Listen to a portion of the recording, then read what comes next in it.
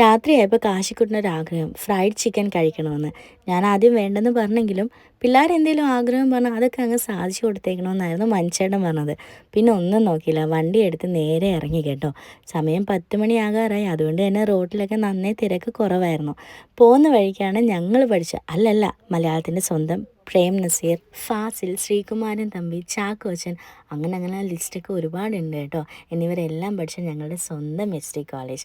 അങ്ങനെ ഈ ഓർമ്മകളെല്ലാം അയവിറക്കി ഈ നടന്നു പോകുന്ന റിലയൻസ് മാളിലെ ചിക്കിങ്ങിലേക്കാണ് കേട്ടോ. ആദ്യം കണ്ട സ്ഥലത്ത് തന്നെ ഞങ്ങൾ കയറിയിരുന്നു. പിന്നെ കഥ പറച്ചിലായി, വർത്തമാനമായി, എന്തൊക്കെയാണ് നടക്കുന്നതെന്ന് പോലും അറിയാണ്ട് വാമിക്കുട്ടി ഉണ്ടായിരുന്നു കേട്ടോ നമ്മുടെ കൂടെ. നമ്മൾ ഫുഡൊക്കെ എത്തി കേട്ടോ. പിന്നെ ചുറ്റുമുള്ള ഒന്നും കാണാൻ പറ്റില്ല. പിന്നെ അതെല്ലാം കഴിച്ച് വാഷ്റൂമിലെല്ലാം പോയിട്ട് തിരിച്ചെത്തിയപ്പോഴേക്കും നമ്മുടെ പാഴ്സൽ കിട്ടിക്കഴിഞ്ഞു. ഫുഡിൻ്റെ കാര്യം ഞാൻ പറയണ്ടല്ലോ, സൂപ്പർ സൂപ്പർ. അങ്ങനെ കാശിക്കുട്ടന് ഹാപ്പി.